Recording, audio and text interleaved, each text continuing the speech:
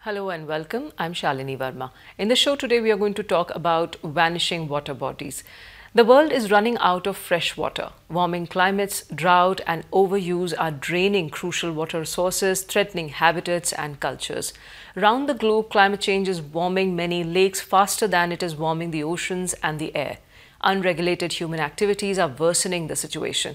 Everyday experiences and studies in India have shown that more and more water bodies are disappearing from the urban and rural landscapes due to uncontrolled urbanization, leading to their encroachment for construction activities, dumping of sewage, industrial waste, water, and construction debris, and a shift from community-based water use system to individual-oriented groundwater dependent system. While we have talked about management of rivers in the past, the vanishing lakes and ponds have crippled the water supply in many places, calling for urgent action. What's behind this crisis and what are the solutions? We'll talk about that in the show today. And joining me in the program is Mr. Himanshu Thakkar, Coordinator, South Asia Network on Dams, Rivers and People, and Mr. Shashi Shekhar, former Water Resources Secretary, also joins us on the panel. Welcome to the program. But I'd like to begin the discussion with you, Mr. Shekhar. Are we really heading to a state when the planet will have more land than water, we will have more land than water around us? Is the crisis that grave? Crisis is definitely quite grave. In fact, as we talked in the program on river, we need to understand the complete hydrological cycle.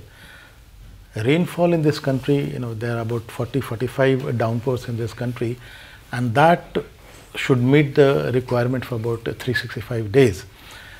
Therefore, it is important that all the natural infrastructure or even man-made infrastructure in terms of holding water.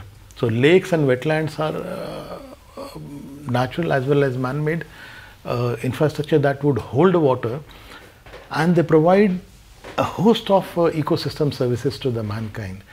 Most important being water supply, food supply, or groundwater recharge. Yes. Then providing recreational facilities. They host a very significant biodiversity.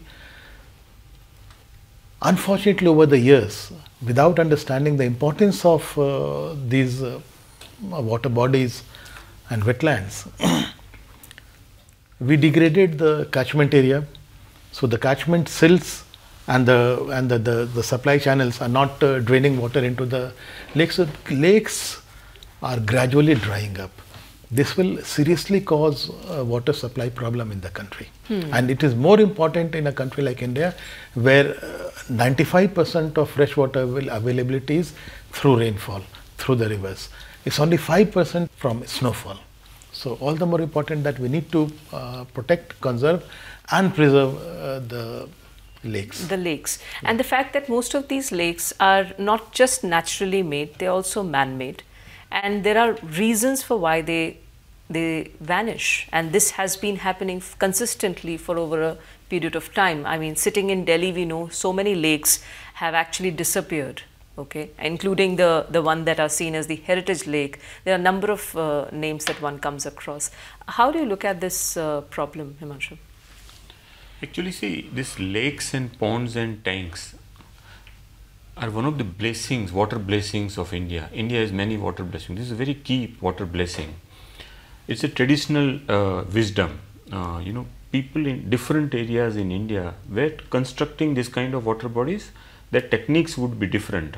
And they will have different management systems. So it is not just the building techniques, but also managing tech systems were there. So this is very important part of our traditional wisdom. But since the British took over, the bureaucracy took over and saw this mostly as a revenue generating system, the connection of the society with these systems has sort of broken. And unfortunately, post-independence, our governance system adopted the whole British totally without thinking through it. Now, two things I would like to highlight here. See, what we are seeing now is, for example, we are seeing floods in so many places. Yes. Where the monsoon is deficit. Yes. All across India. Yes. Now, why is that happening? Give you another example. Last year on July, less than a year back, on July 24th, every dam of Kaveri Basin was full. And they were releasing so much water from Mettur, the terminal dam, that there was floods in the downstream area. Less than a year later, Tamil Nadu and Chennai are in headlines grabbing water conservation. Yes. What is this? And the point where on 24th of July, when the dams were full, the monsoon was deficit in Tamil Nadu. And monsoon was less than halfway through. Imagine monsoon less than halfway through, deficit, and the dams are full. Why did it happen? It happened because the whole catchment where the rainfall was falling has much less capacity to hold, absorb, recharge groundwater. Yes. And recharge water. Yes. And because of that, rainwater is quickly ending up in the rivers and reservoirs, which is creating floods in the monsoon, Right. but soon thereafter droughts. Droughts. So these two things. You know, there are examples like Cherrapunji facing a drought each winter. Absolutely. And Kerala flooding devastatingly in 2018, but at the same time the wells running dry. And followed by drought. Yes. Exactly. Exactly. So yeah. So, you know, this blessing, we are not understanding how important these water bodies are, because they hold water, they provide livelihood, they provide fish, they recharge, but most importantly, they provide water security across the year. There's a need to restore these water bodies. There are a number of lakes in Delhi also which have dried up, and there are lakes which are in fact the lifeline for many cities. Chennai, for example, has been grappling with this problem due to the drying up of a couple of lakes there, especially the ones that are seen as a reservoir of water. But what does it really entail when we talk of the revival and the restoration of this of the lakes in our country? We'll talk about that. Time for a very short break in the program.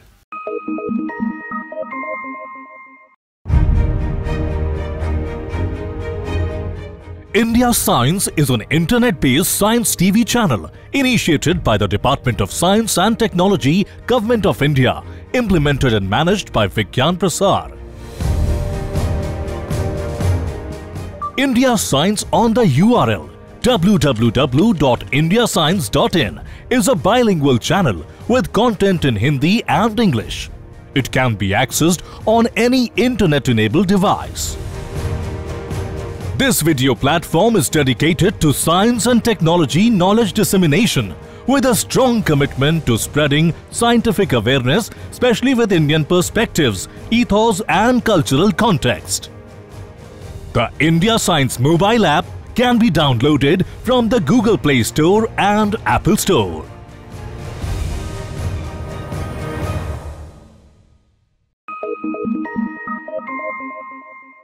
Welcome back. In the show today, we are talking about drying lakes. Well, the revival and better management of water bodies assume even more significance if the Niti Aayog's warning is to be taken seriously. Groundwater levels in 21 major cities, including Delhi, Bangalore and Hyderabad, will dry up completely by 2020, that is the next year, affecting 100 million people. Now, one has to really see this writing on the wall.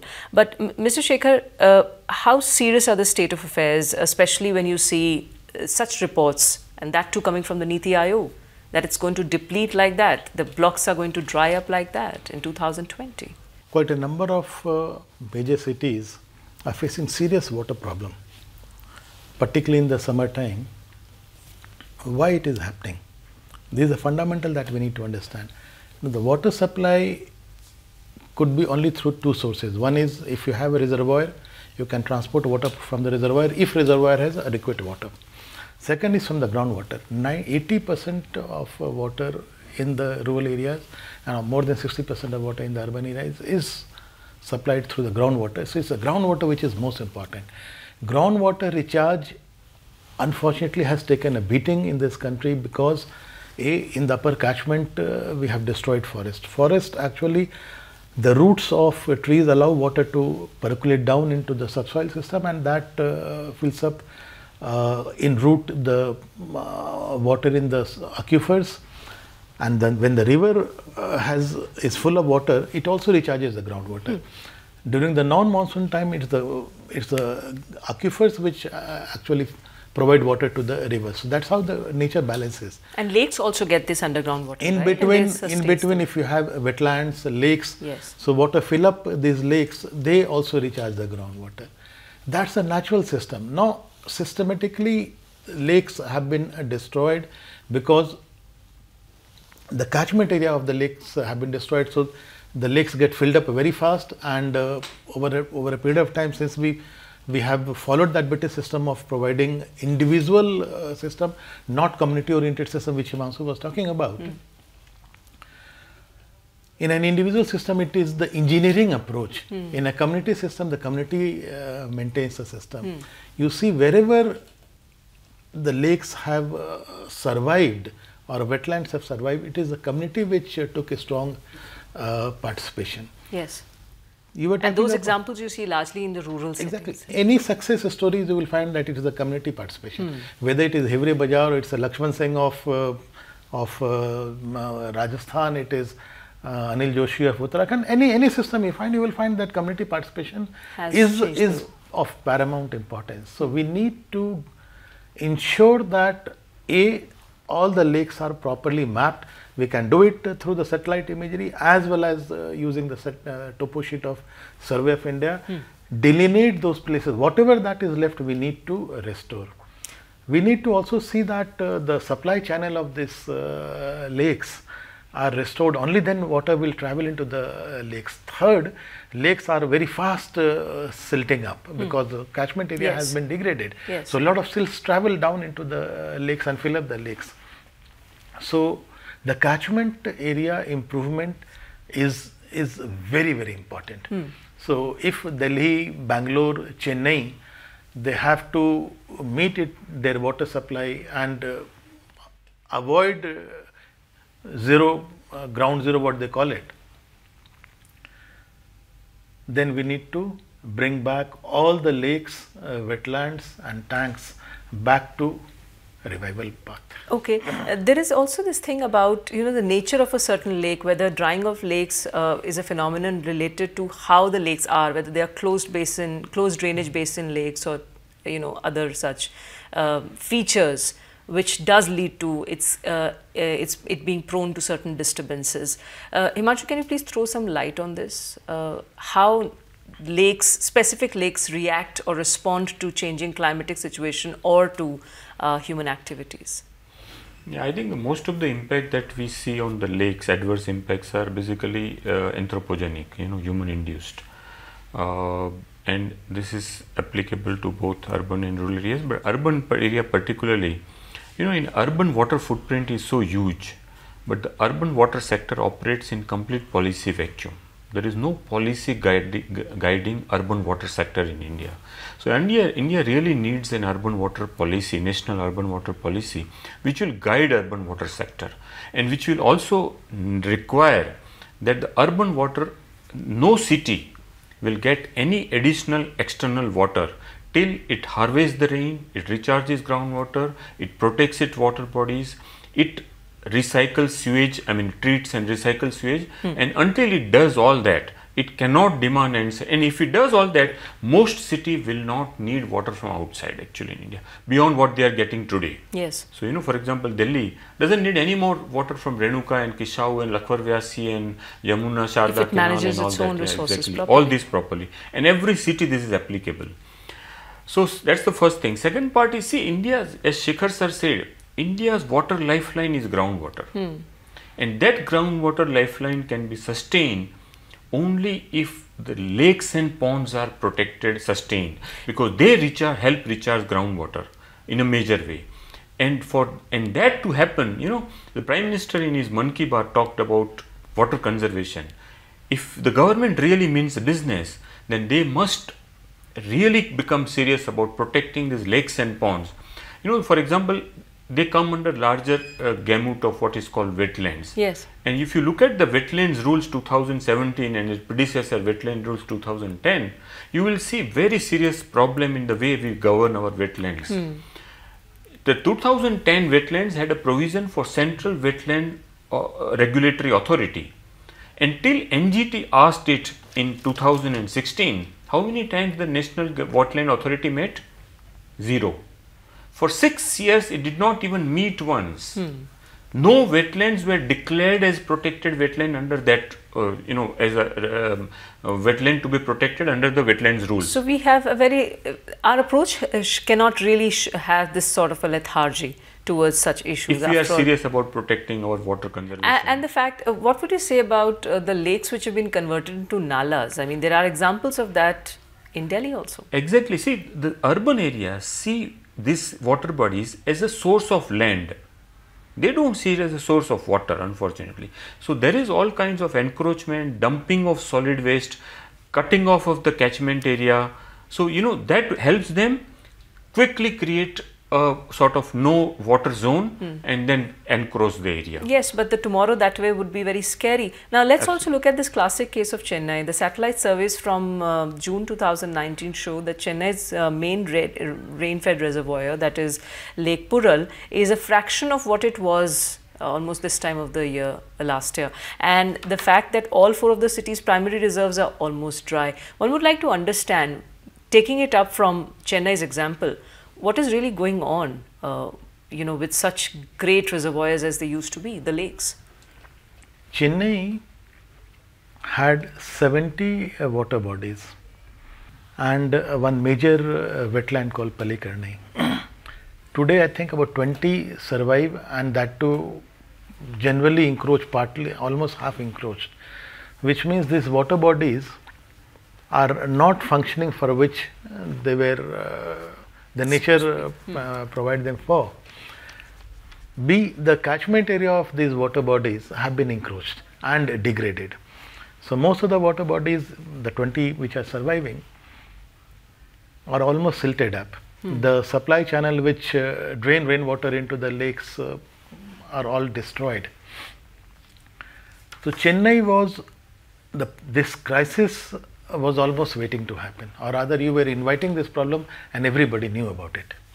Palikarnai Lake wetland, which was about 15,000 hectares, today not even 1,000 or 2,000 hectares are available, and that too is highly fragmented. The hydrological regime of these lakes and wetlands are highly fragmented, catchment degraded.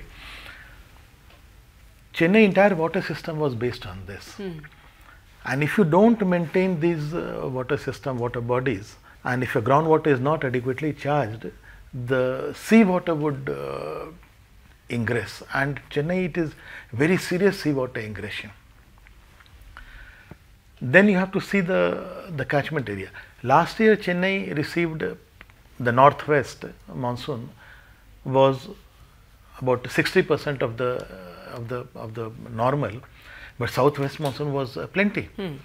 So if water bodies are to be used for fresh water supply for drinking purpose, then we can't have dual purpose. Yes. You can't use it for other purposes. Right. You have to protect it, and human needs, particularly for fresh water, has to have the maximum priority. Yes, and the fact that most of it is also dependent on the rainfall. For example, as of now, we know that the rainfall this season has been 30% below normal. So if the situation continues to be like that, we certainly will have to think long term and also take measures accordingly, and especially in lines with our sustainable future ideology. We'll take a very short break now in the program. Stay tuned for more on the other side of this break.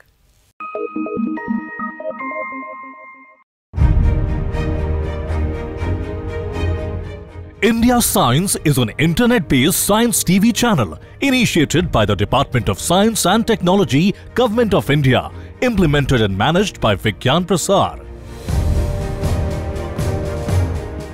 India Science on the URL www.indiascience.in is a bilingual channel with content in Hindi and English. It can be accessed on any internet-enabled device.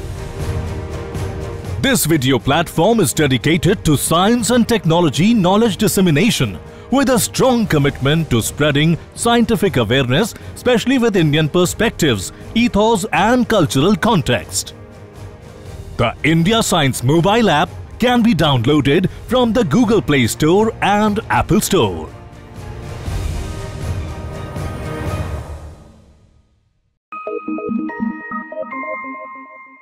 Welcome back. The freshwater ecosystems are essential for human survival, providing the majority of people's drinking water. These ecosystems are home to more than 40% of the world's fish species. Despite their value and importance, many lakes, rivers and wetlands around the world are being severely damaged by human activities and are declining at a much faster rate than terrestrial ecosystem. In fact, it is also important to note that encroachment of water bodies has been identified as one of the major causes of flash floods seen in cities like Mumbai in 2005, Uttarakhand in 2013, Jammu and Kashmir in 2014 and Chennai in 2015 in the last 1.5 decades.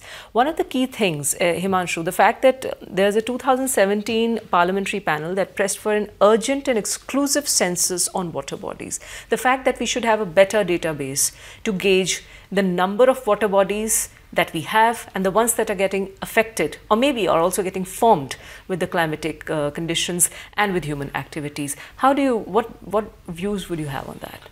Absolutely. I think we really need a much more reliable water information system than we have today. And for that we need actually an independent body charged with only duty is to gather on continuous basis state of India's water resources, water bodies, including the rivers, the aquifers, the surface water bodies, the wetlands and all that, and report to the nation on daily, seasonal basis and so on. And it should have no role in development. It's only, this is on the line of USGS. This is what USGS does. They gather all the US's water information on daily basis and put it out on the next day on the public domain. And it has no role in, so there is no in development of water resources or management of water resources. So it has no axe to grind. Okay. So this kind of institution we need. Today we don't have reliable water information, and which is another reason why these water bodies get degraded. One of the things is that about the problem confronting the water bodies. The center had in 2005 came up with this repair, renovation, and restoration of water bodies schemes. The objective are very wide. But what has been the impact, Mr. Shekhar? This particular program is a good program, but the resources provided is very meager. But I would like to go different on that. Should these water bodies be maintained by the government or should it be community managed? I would definitely go for community managed. Tamil Nadu had almost 30,000 tanks, some man-made, some natural, and it used to be managed by the community, and they would do desilting, repair the burns under a system what they call it Khudi Marammat. All these water bodies were taken over by the government sometimes in 60s, 70s, and the kind of resources required from the government to maintain these water bodies were so huge. So government didn't have adequate manpower and resources to do so. So most of these water bodies started getting silted up, of course, then encroached upon, because people found it more convenient to encroach and start cultivating. So I would personally prefer community management, community maintenance. As far as possible, government should intervene when it is beyond them, the major bodies, major lakes, but otherwise it should be by and large community managed.